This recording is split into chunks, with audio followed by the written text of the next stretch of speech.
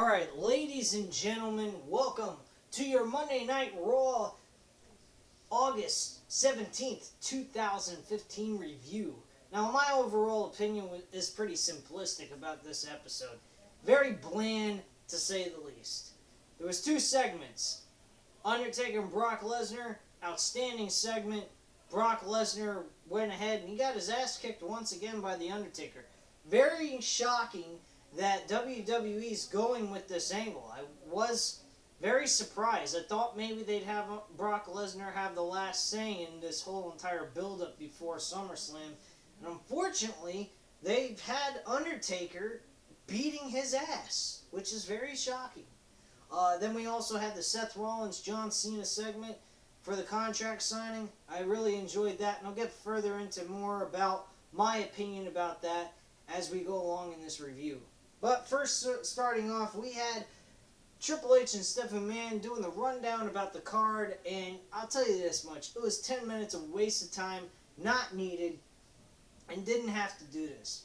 They could have just simply had the broadcast team do a 2 to 5 minute segment on their overall opinion about the card, what's going to happen, and their predictions. Simple as that, nothing too extraordinary or, out there to make this a decent little roll into the pay-per-view card.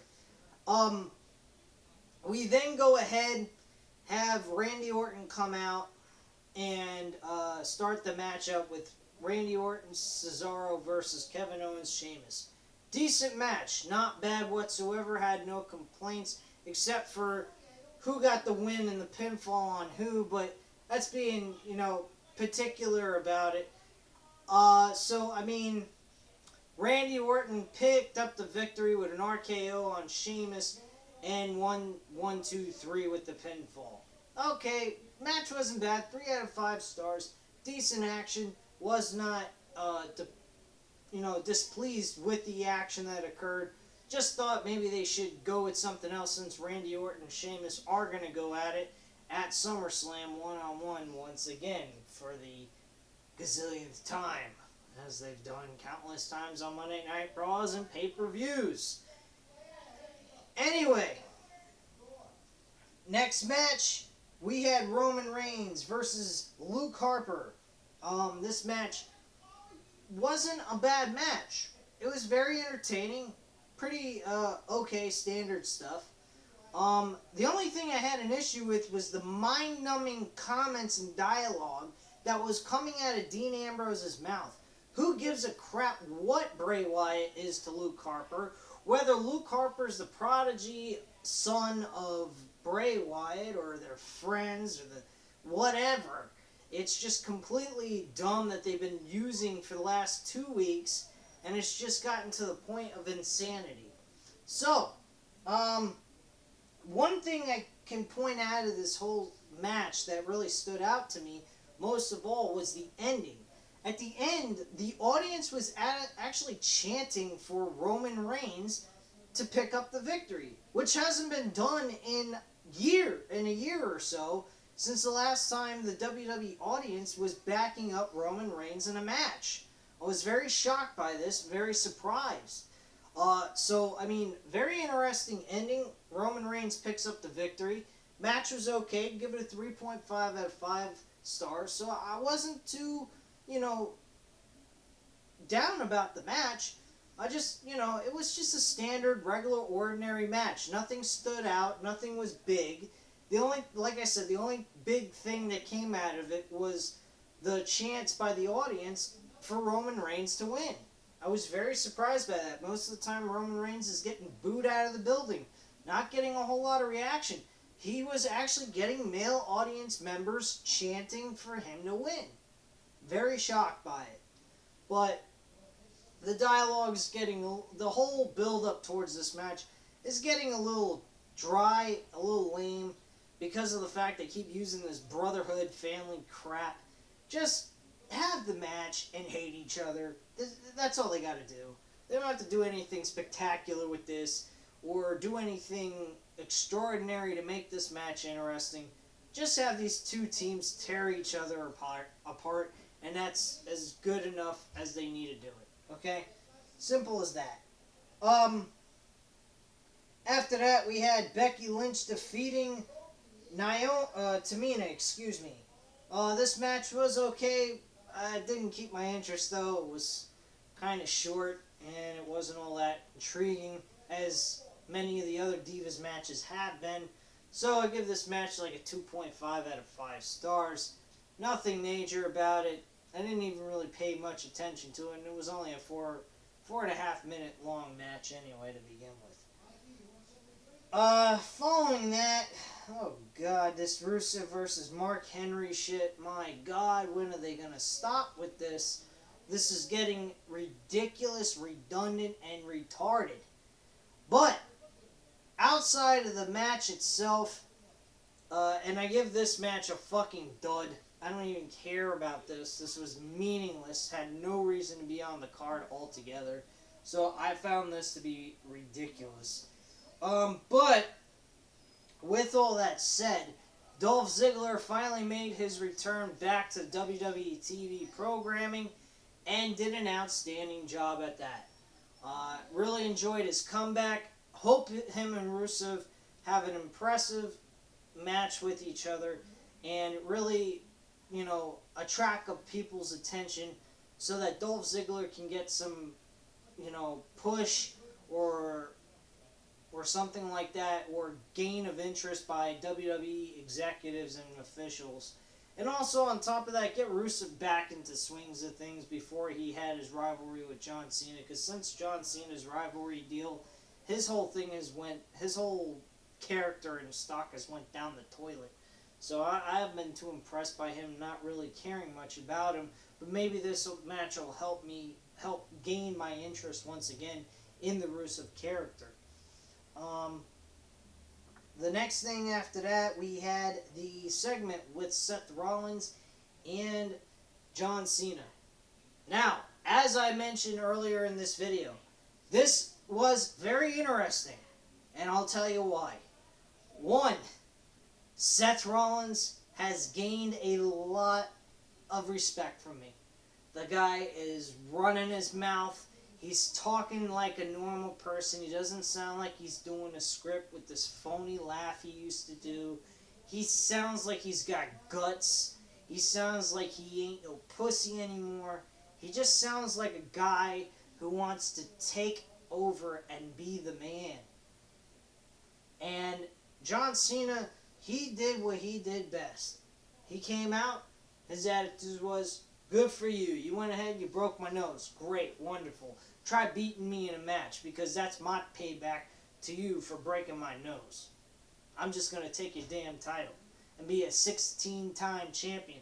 And then mention a few other historical things, such as, one, Ric Flair's 16-time championship title reigns. Mentioning that him tying that, which would make Triple H pissed off. That's another reason why he wants to do it. Two, he mentioned at the end of his segment, which really was very good, very hilarious too. He said, hey, you know what? Triple H was the prodigy and Ric Flair was his mentor. But there's one difference between you and Triple H. Triple H wasn't Ric Flair's bitch, but you're going to be mine at SummerSlam. I thought that was freaking hilarious.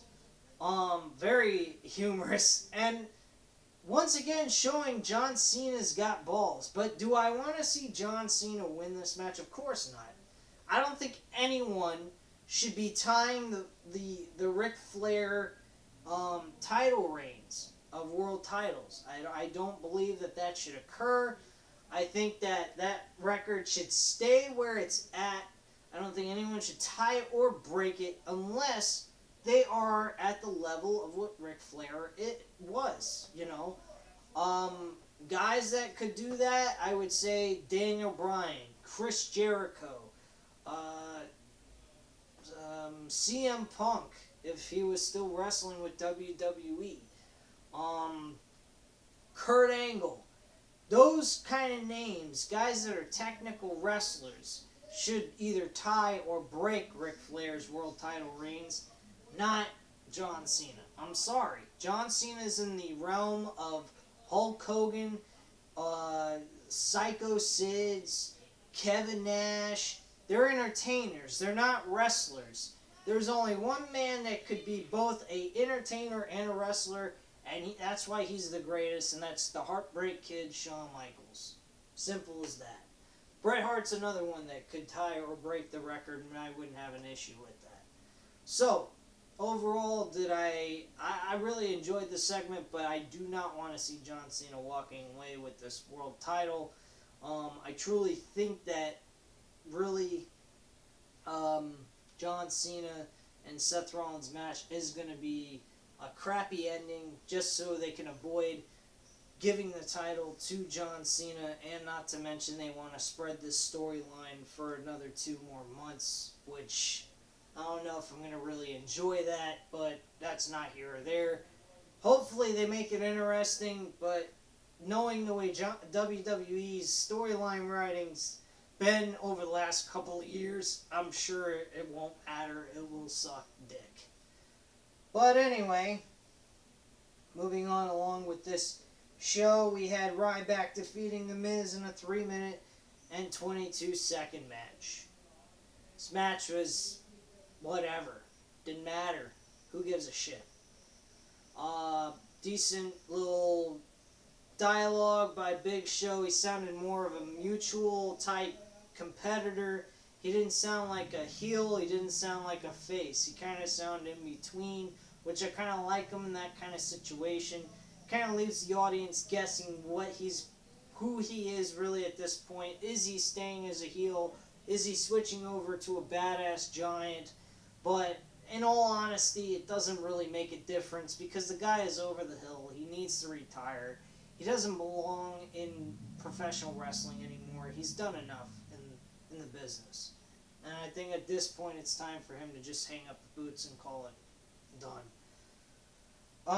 Match itself, 2 out of 5 stars I'll give it, just for the entertainment on, what's his name, Ryback's part. After that, we had the Luchador Dragons and Primetime Players defeating the Los Matadores and New Day. Again, another boring-ass fucking match that didn't make a difference whether I watched it or not. Didn't even care for it. It's a dud. It's 1 out of 5. I'll give it. Garbage. Didn't even care for it. Tag team division's absolute garbage. They need to revamp this crap. Get some new characters and good wrestlers involved in this to make it more intriguing again. That was gaining earlier this year. And now it's just not gaining any interest in my mind. Following that match, we had Sasha Banks defeating Nikki Bella in a 10-minute match. This match was pretty good. I give the match definitely a 3 out of 5 stars for average work and pretty decent effort by both superstars. But again, the Divas still need more well-talented female wrestlers in their division, like the women that are coming from NXT. So that's pretty much all there is to say about that. And then the final segment of the night, we had Brock Lesnar and Paul Heyman doing their spiel and pretty much saying the same old, but with at the end having Brock Lesnar get his ass kicked by The Undertaker. And I have to say this much. I was extremely impressed and surprised that WWE did not have Brock Lesnar looking at least somewhat making a statement leading into SummerSlam against The Undertaker. Now, does this mean that they might make Brock Lesnar make his statement at the match? I don't know. I would rather see The Undertaker win this match and move on to something else. I think that's really what they should go with. I think Undertaker should win WrestleMania 32, have a match with John Cena. A match that's never occurred at a WrestleMania event. The biggest star versus the biggest legend at the biggest pay-per-view of all time. Okay? That's what really needs to happen. And the way the match should end is John Cena taps out for the very first time in the Hell's Gate. That's the way that match should end. Personally, that's how I feel. I don't think it discredits John Cena. It only makes Undertaker look great. Looks like the Phenom again, and looks like he's back to where he needs to be, and then retire at that point. John Cena wouldn't look bad either at all in tapping out to the Undertaker. Because, I mean, my God, it's the Undertaker. It's not like he's tapping out to Daniel Bryan. It's not like he's tapping out to a Seth Rollins. It's not like he's tapping out to Roman Reigns, Tyson Kidd, and so forth. I could go on and on and on. But it's the Undertaker at WrestleMania tapping out. It's totally different. It's not something that would discredit John Cena. It would not make his whole gimmick be a lie. It would be something of a first time ever tapping out to one of the greatest wrestlers in professional wrestling in WWE. Simple as that. But that's just my opinion. I don't know if they're ever going to have John Cena versus The Undertaker at a WrestleMania pay-per-view. I hope they do at some point. I really do hope this year, more than likely, because at this point I think probably The Undertaker is going to be done after WrestleMania 32. I don't think he's got any more left to do or has anything else to prove to himself or anybody else that he is well capable of putting on a great match no matter what age he's at. He's banged up, he's old, he just needs to, he's still a great name, he's still profitable to use, but at the same time, he's an old guy who really needs to just take his time, enjoy being with his wife, his family, and enjoying his life after wrestling, just like Shawn Michaels is doing and many other wrestlers, instead of throwing his body around like he is at his age at this point in time. Anyway, at this time, you know what to do. Leave your comments and opinions down below on this video and hit that subscribe button, and you know I will definitely respond back as always. Thank you very much for watching this video. I hope you enjoyed it, and have a great night, guys. Bye.